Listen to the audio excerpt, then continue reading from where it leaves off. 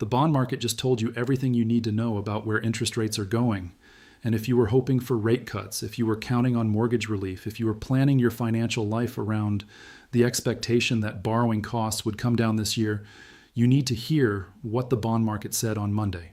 Because the message was unambiguous, the message was violent, and the message contradicts everything you have been told about rate relief arriving in 2026. Treasury yields spiked during the Asian trading session on Monday as the Iran war drove oil prices higher, and inflation fears returned with an intensity that has not been seen in months. The benchmark 10-year Treasury yield rose by 75 basis points in a single session. 75 basis points. That is 3/4 of a percentage point in one session. The 10-year yield reached 3.98%. The 30-year Treasury bond yield climbed to 4.657%. The 2-year Treasury note yield hit 3.40%. These are not normal market movements. Bond markets are supposed to be stable. They are supposed to move in increments of 2 or 3 or 5 basis points on any given day. A 75 basis point move in a single session is the kind of repricing that happens during crises. It is the kind of repricing that signals institutional investors have fundamentally changed their view about the direction of policy, the trajectory of inflation, and the path of borrowing costs for the entire economy. Let me show you exactly what this means, because the Treasury market is the most important market in the world for determining your borrowing costs. And right now, that market is screaming a message that almost nobody is translating for ordinary Americans. The 10-year Treasury yield is the benchmark that influences mortgage rates more than any other single factor. When the 10-year yield rises, mortgage rates rise. When the 10-year yield falls, mortgage rates fall. The relationship is not perfectly mechanical, but it is close.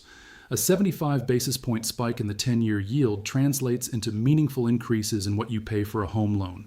At 3.98% on the 10-year Treasury, mortgage rates are going to stay elevated.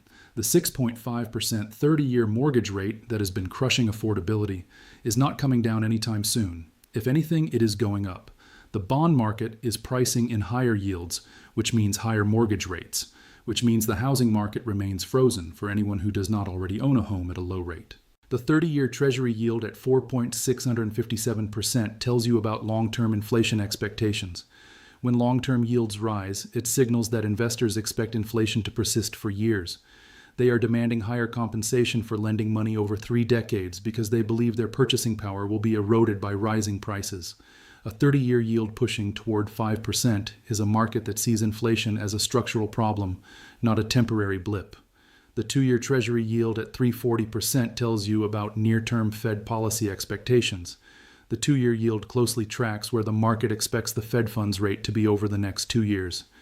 At 3.40%, the market is saying it does not expect the Fed to cut rates significantly. The current Fed funds rate is 3.5 to 3.75%. A 2-year yield at 3.40% suggests rates stay roughly where they are, or decline only marginally over the next 2 years. Every maturity of the Treasury curve is sending the same message. Higher yields, higher inflation expectations, higher borrowing costs, less rate relief. The bond market has spoken, and it is not saying what you wanted to hear. Now let me show you the probability data, because this is where the rate cut hopes go to die. The CME FedWatch tool, which calculates probabilities of Fed rate decisions based on futures market pricing, shows a 93.6% probability that the Federal Reserve keeps rates unchanged at its March meeting. 93.6%. That is not a maybe. That is not uncertainty. That is near certainty. The market has essentially concluded that March brings no rate cut. The Fed holds rates at 3.5 to 3.75%. No relief arrives. The probability of a 25 basis point rate cut in March is just 6.4%. 6.4. That is a rounding error. That is statistical noise. The market sees virtually no chance of a cut. By April, the cumulative probability of a 25 basis point cut is only 22.6%. The probability of rates remaining unchanged is 76.2%. There is even a 1.2% chance of a cumulative 50 basis point cut by April, which would require cuts at both March and April meetings. That scenario is essentially priced at 0. By June, the cumulative probability of a 25 basis point cut rises to 43.9%, less than half, less than a coin flip. By June, 4 months from now, the market still thinks it is more likely than not that you get 0 rate cuts rather than even 1. Compare this to where expectations were just weeks ago. Markets were pricing a high chance of a June rate cut. Some forecasts called for cuts at both June and July meetings. The Commonwealth Bank of Australia strategist said they expected June and July cuts. Bank of America projected June and July cuts even while saying they were not warranted. The consensus was moving toward multiple cuts in 2026. That consensus is collapsing in real time. The Iran war, the oil price spike, the inflation fears, all of it is destroying the rate cut narrative that had been building. Every day the conflict continues, every dollar higher that oil prices climb, every basis point higher that Treasury yields rise, the probability of rate cuts falls further.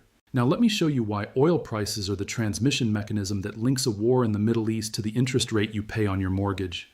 Traders will closely monitor the developments surrounding disruptions to the Strait of Hormuz, a key route that carries around 20% of the global oil supply, which could trigger a surge in oil prices. Rising energy costs tend to feed into the broader economy and lift inflation expectations.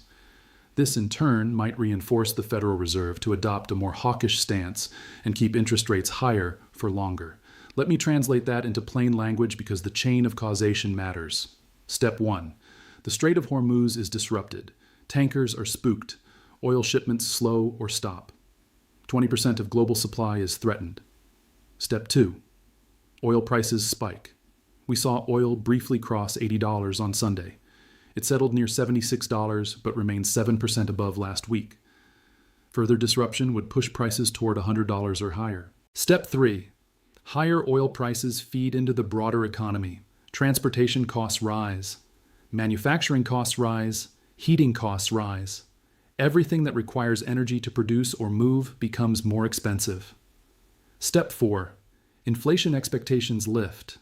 Businesses expect higher input costs. Workers demand higher wages to cover higher costs. Consumers brace for higher prices. The psychology of inflation becomes embedded. Step 5. The Federal Reserve responds to higher inflation expectations by adopting a more hawkish stance. They cannot cut rates when inflation is rising. They may need to hold rates higher for longer. In extreme scenarios, they may need to raise rates. Step 6.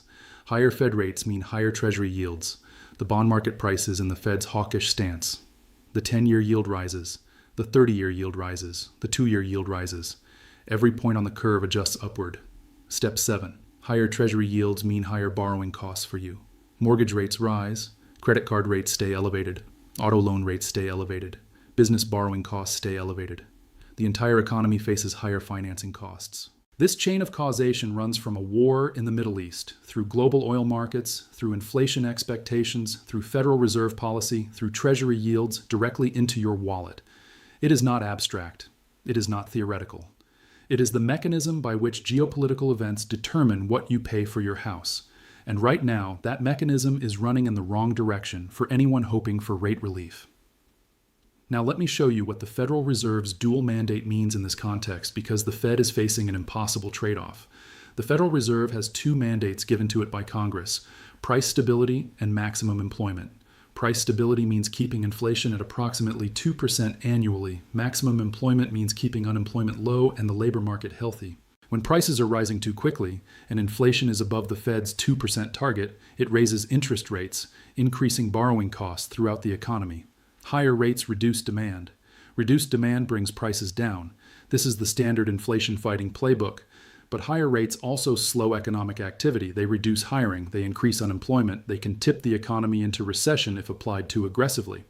The Fed is constantly balancing these two objectives. When inflation is high and unemployment is low, they raise rates.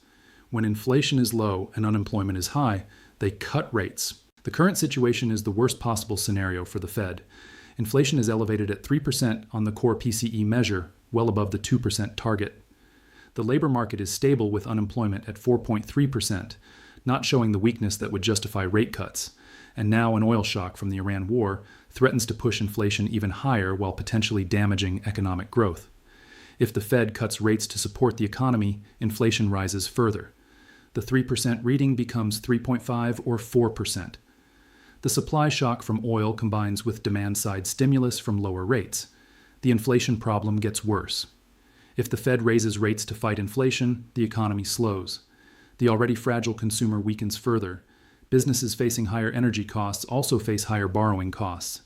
The recession that had seemed unlikely becomes more probable. If the Fed holds rates steady, they do nothing to address either problem. Inflation stays elevated. Economic growth remains uncertain. They watch from the sidelines as external forces they cannot control reshape the economic landscape. There is no good option. Every path leads to pain for some segment of the economy. The bond market's spike in yields reflects this reality. Investors see a Fed that is trapped, that cannot cut because inflation is too high, that cannot raise without risking recession, that is stuck watching an oil shock feed through to prices, while their toolkit provides no relief. Now let me show you what happens next, because the policy meetings in the coming months will determine the trajectory of rates for the rest of the year. The Federal Reserve holds 8 policy meetings a year. The Federal Open Market Committee assesses economic conditions and makes monetary policy decisions at each meeting. The next meeting is March 18-19. The CME FedWatch tool shows 93.6% probability of no change at that meeting. The Fed will hold rates at 3.5 to 3.75%. Chairman Powell will give a press conference explaining why. He will cite elevated inflation. He will cite the oil shock from the Middle East. He will cite uncertainty about the economic outlook. He will say the Fed is well positioned to respond as conditions evolve, but he will not cut. The April 29-30 meeting will face the same dynamics if the conflict continues. Oil prices elevated, inflation expectations elevated, rate cut probability at only 22.6%. Another hold is likely. The June 17-18 meeting is when the first cut was supposed to arrive according to earlier market expectations. But with rate cut probability at only 43.9% by June, even that meeting may pass without action.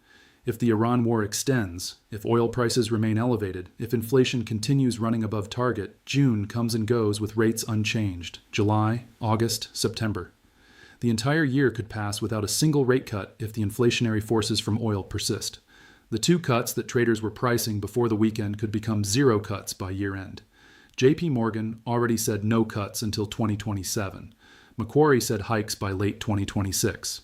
The Iran war makes those hawkish forecasts more likely, not less. And here is what makes the current situation particularly dangerous for anyone making financial decisions. The consensus that rate cuts were coming was embedded in asset prices, in housing market expectations, in consumer planning. People were waiting to refinance their mortgages. People were waiting to buy homes expecting rates to fall. People were carrying credit card debt, expecting relief was coming. That relief is not coming. Or, if it comes, it is coming later and in smaller magnitude than expected. And the adjustment from expecting relief to accepting that relief is not coming will be painful for everyone who planned around assumptions that no longer hold. Now let me show you what quantitative tightening adds to this picture, because the Fed is not just managing interest rates. They are also shrinking their balance sheet. In extreme situations, the Federal Reserve may resort to a policy named quantitative easing. QE is the process by which the Fed substantially increases the flow of credit by printing more dollars and using them to buy bonds from financial institutions. QE usually weakens the US dollar and pushes yields lower. Quantitative tightening is the reverse process. The Fed stops buying bonds and does not reinvest the principal from bonds it holds as they mature. This reduces the Fed's balance sheet and is usually positive for the dollar but pushes yields higher. The Fed is currently engaged in quantitative tightening. They are shrinking their balance sheet month by month. This puts upward pressure on yields independent of what they do with the Fed funds rate. Even if they held rates steady forever, the QT process alone would push Treasury yields higher over time. Kevin Warsh, Trump's nominee to become the next Fed chair, has expressed preference for an even smaller Fed balance sheet. If Warsh is confirmed and accelerates QT, yields would face even more upward pressure.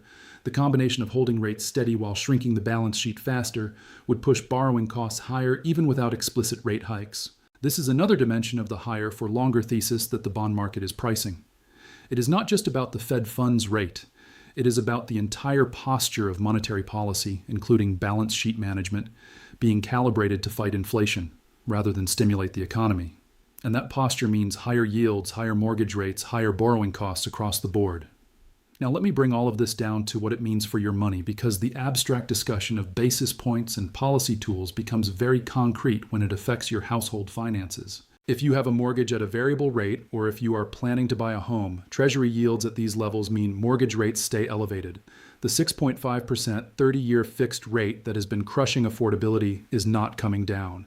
If yields rise further, mortgage rates go up, not down. On a $400,000 mortgage, every 0.5% increase in your rate adds approximately $120 to your monthly payment. Over 30 years, that is $43,200 in additional interest. The yield spike on Monday is real money out of your pocket. If you carry credit card debt, the average rate remains above 20%. Credit card rates are tied to the prime rate, which follows the Fed funds rate. If the Fed does not cut, your credit card rate does not come down. Every month you carry a balance, you are paying 20% or more annually. The rate relief that was supposed to arrive is not arriving. If you have an auto loan or are planning to buy a car, rates in the 7 to 8% range for new car financing remain in place. Used car financing rates are even higher. The transportation costs that affect every American family stay elevated.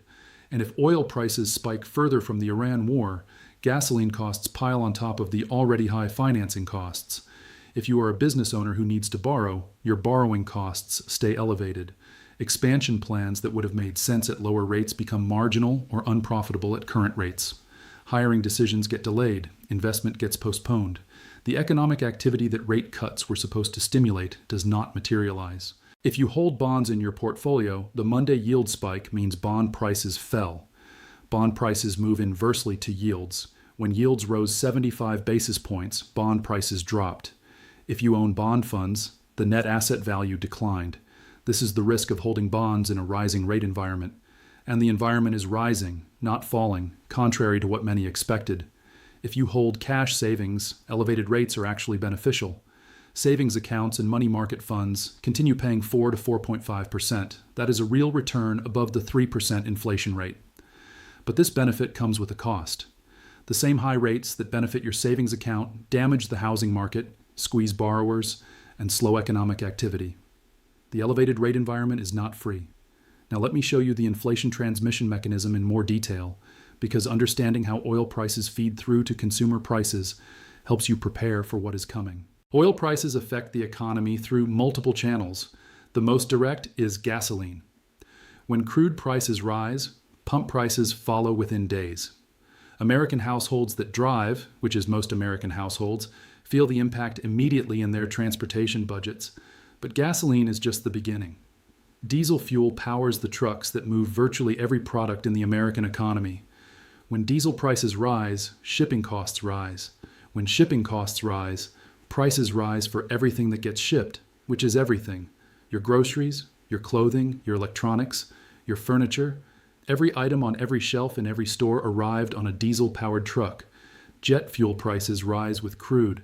Airlines face higher costs. They pass those costs to passengers through higher ticket prices or fuel surcharges. Business travel becomes more expensive. Leisure travel becomes more expensive. The service sector that depends on travel faces higher costs. Natural gas prices often move with oil prices.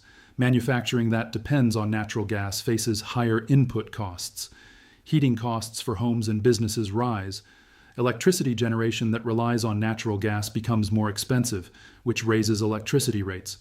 Petrochemicals are derived from oil. Plastics, synthetic fibers, fertilizers, pharmaceuticals, all depend on petrochemical inputs. When crude prices rise, the cost of these inputs rises. Every product that uses plastic components, synthetic materials, or fertilized agricultural inputs faces higher costs. The transmission mechanism is comprehensive. Oil is not just transportation fuel. Oil is embedded in the production of virtually everything modern economies consume. A sustained increase in oil prices feeds through to prices across the entire economy. That is why rising energy costs lift inflation expectations. That is why the Fed watches oil prices so carefully. That is why the Iran war matters for interest rates, even though the Fed has no troops in the Middle East. The bond market understands this transmission mechanism.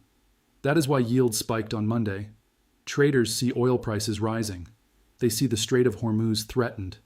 They see the potential for sustained supply disruption. They calculate the inflation impact, and they price Treasury yields accordingly. Higher oil means higher inflation means higher yields means higher borrowing costs for you. Now let me show you what to watch for, because the coming days and weeks will determine whether Monday's yield spike is temporary or the beginning of a sustained move higher. Watch oil prices. If crude settles back toward $70, the inflation fears may ease and yields may retreat. If crude pushes toward $80 or $90 or $100, yields will rise further because inflation expectations will rise further.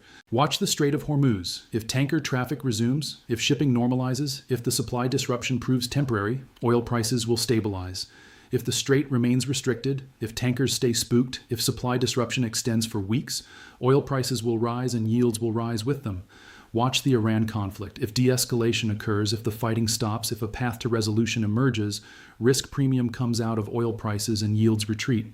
If the conflict extends, if American casualties mount, if retaliation escalates, the war premium stays in prices and yields stay elevated.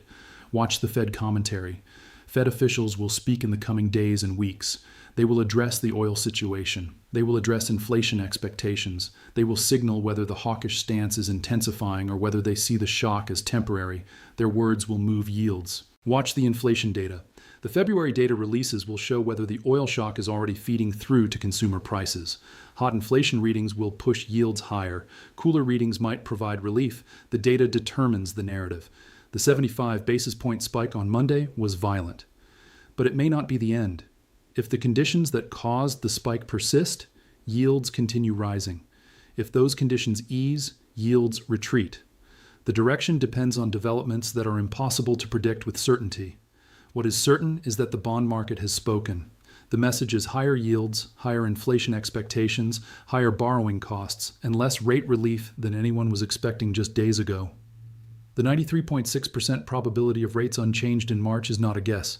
It is the market's assessment based on everything it knows about the Fed, the economy, and the geopolitical situation. I am not a financial advisor, and nothing I say should be taken as financial advice. But what I can tell you is that the Treasury yield spike on Monday is one of the most important market signals you will see all year.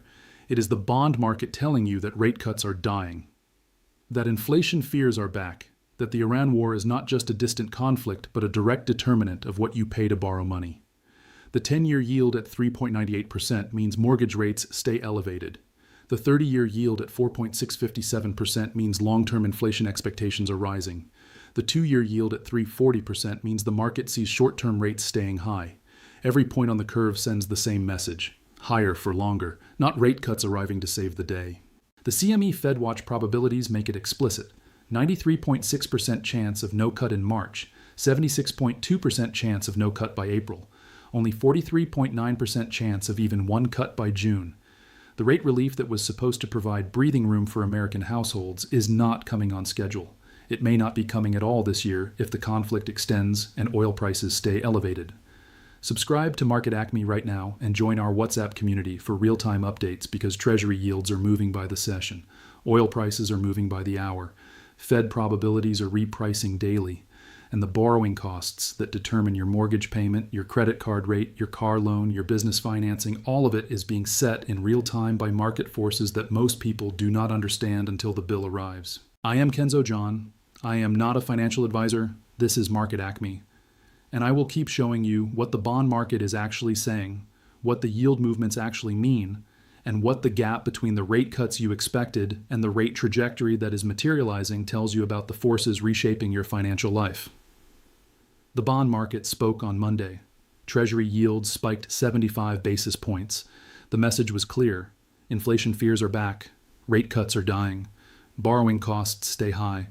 And the rate relief you were counting on is evaporating with every barrel of oil that cannot safely transit the Strait of Hormuz. 75 basis points in a single session. 93.6% probability of no March cut, 3.98% on the 10-year yield, 4.657% on the 30-year, 3.40% on the 2-year. These numbers determine your borrowing costs. These numbers determine your mortgage rate. These numbers determine whether you can afford the house you want, the car you need, the business investment that would grow your income. And these numbers just moved violently in the wrong direction for anyone hoping for relief. Join our WhatsApp community for updates because Treasury yields move daily and the movements matter. When the 10-year yield crosses 4%, when the 30-year approaches 5%, when the 2-year signals the Fed is holding indefinitely, you need to understand what it means for your financial decisions immediately. Not next week, not next month, immediately. The bond market is the smartest market. It prices reality before reality arrives. And right now, the bond market is pricing a reality where the Iran war feeds into oil prices feed into inflation Inflation feeds into Fed hawkishness feeds into Treasury yields, and Treasury yields feed directly into what you pay to borrow money for everything that matters in your financial life. 75 basis points. That is the message. Higher yields, higher costs, less relief. And a war in the Middle East that is reshaping the entire trajectory of American monetary policy, while most Americans have no idea the connection even exists. Now you know. And knowing gives you time to prepare for a financial environment where rate cuts are dying and borrowing costs stay elevated far longer than anyone was telling you just days ago.